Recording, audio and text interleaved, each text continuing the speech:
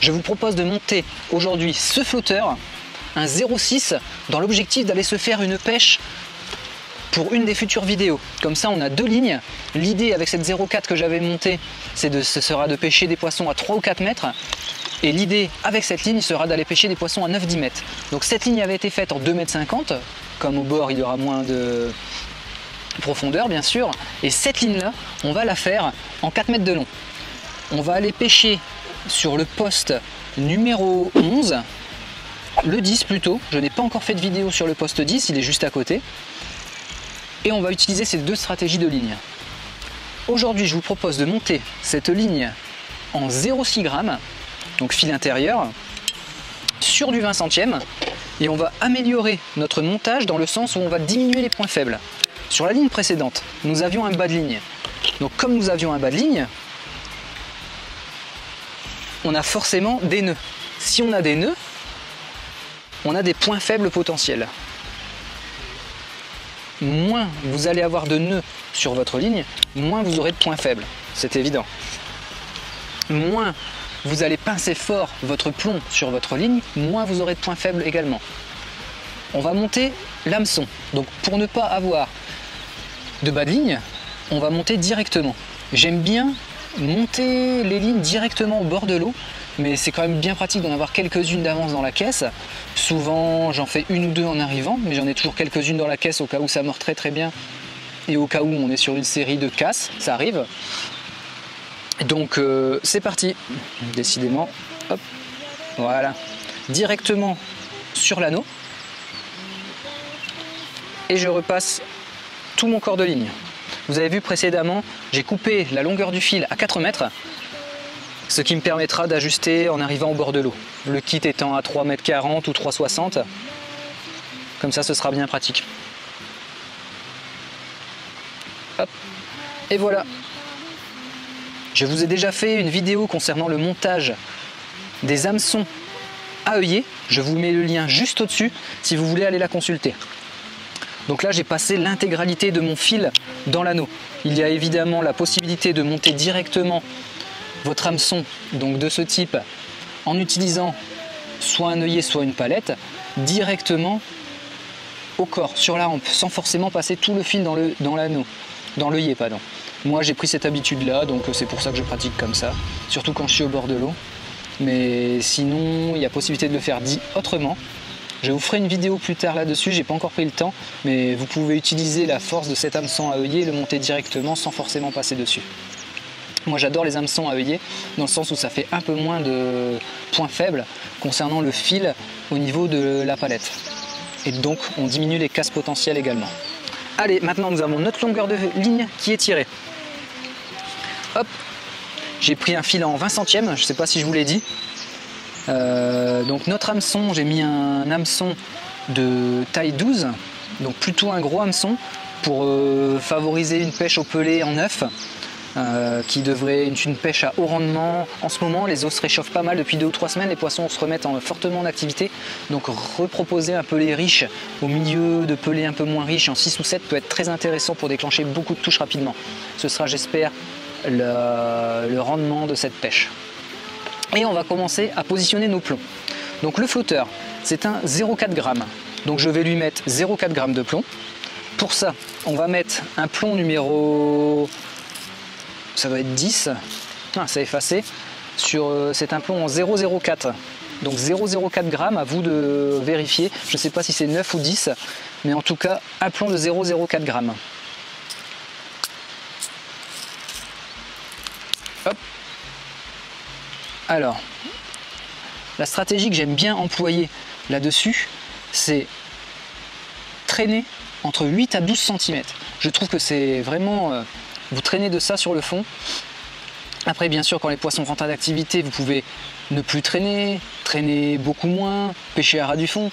Mais je trouve que ce rapport 8-10 cm en permanence, surtout pour commencer, avant de trouver la stratégie optimum lors de votre pêche pour prendre le plus de poissons possible, je trouve que 8-10 cm c'est vraiment top. Donc j'aime bien avoir mon premier plomb à une vingtaine, allez, 10-15 cm du fond, comme ça, et traîner d'une dizaine. Donc c'est pour ça qu'on va mettre le premier plomb ici, donc à peu près à 25 cm. Hop. Voilà, notre premier plomb est placé.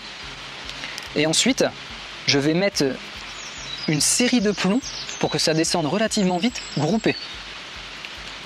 Donc pour ça, j'ai préparé du 0,18.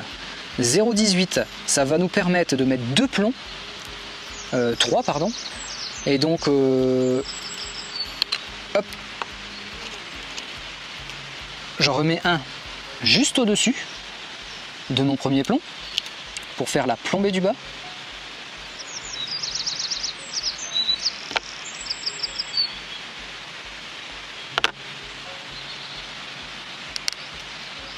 Donc 3 plombs comme ça, 3 plombs de 0,18, nous arrivons à une plombée de 0,54, plus les 0,04 que nous avons mis ici. Nous arrivons à 0,58, notre flotteur est presque équilibré, comme c'est un flotteur de 0,6, je ferai l'ajustement au bord de l'eau. Donc en complétant avec des tout petits plombs, soit un plomb un peu plus gros, et moi ce que j'aime bien c'est légèrement surplomber et enchaîner lors de mon affinage.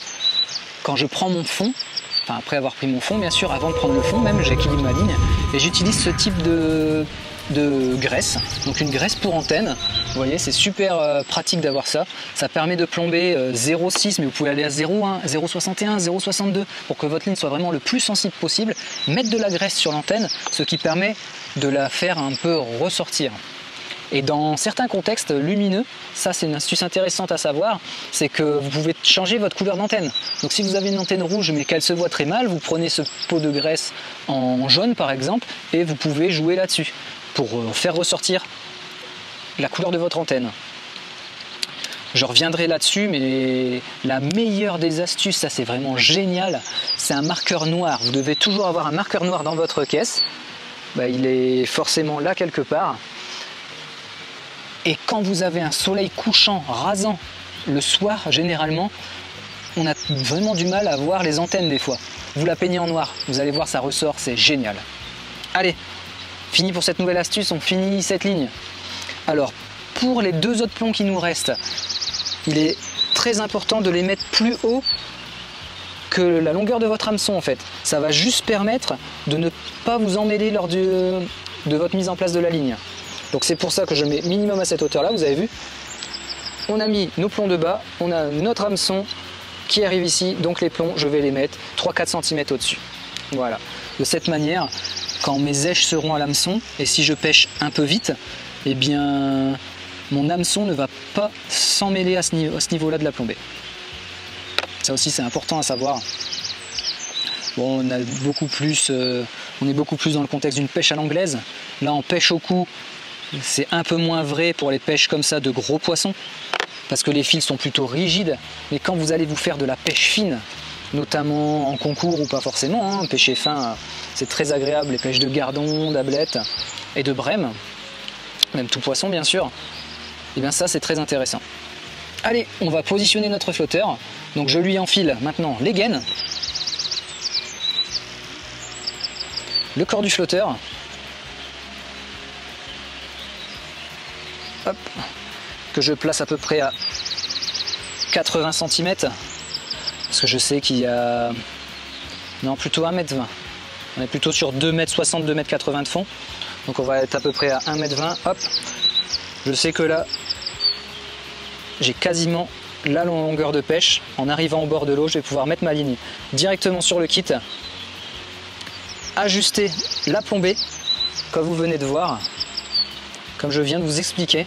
Comme on est plombé en 0,58 pour un flotteur de 0,6, vous avez évidemment la possibilité chez vous de plomber directement, soit dans une bouteille d'eau, c'est pas confortable, mais il y a plein de techniques, des tubes. Moi je l'ai fait pas mal en aquarium. Ensuite j'utilisais des bidons de croquettes pour chiens ou alors une poubelle. Ça c'est pratique aussi, ça met plus d'eau au départ, mais vous avez votre poubelle dans un coin de la maison ou dans votre atelier, vous enlevez le couvercle juste quand vous faites vos lignes, le soir ou n'importe, et ça c'est top parce que vous faites votre équilibrage directement au mieux, pas besoin de refaire un équilibrage au bord de l'eau. Voilà pour cette ligne, nous avons fini. Donc on va pouvoir se la ranger dans le plioir, on va faire notre boucle. C'est le matin, vous voyez, lever de soleil. vraiment sympa. Le soleil qui descend donc sur le carpodrome des sources de la Chabanne, en Corrèze, décidément. Hop, c'est la rosée du matin qui vient se mettre sur le panneau. Hop, et voilà, je fais une boucle simple que j'humidifie. J'ai pêché très longtemps avec des doubles boucles et boucle simple. J'ai très peu cassé, donc je ne sais pas trop. Je suis revenu à la boucle simple, ça me va très bien. Et voilà, notre ligne est montée, on n'a plus qu'à se la ranger dans le plioir.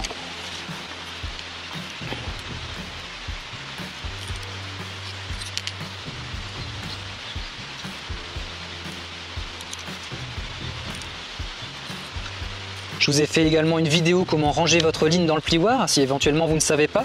Je vous mets le lien également juste au-dessus. Hop.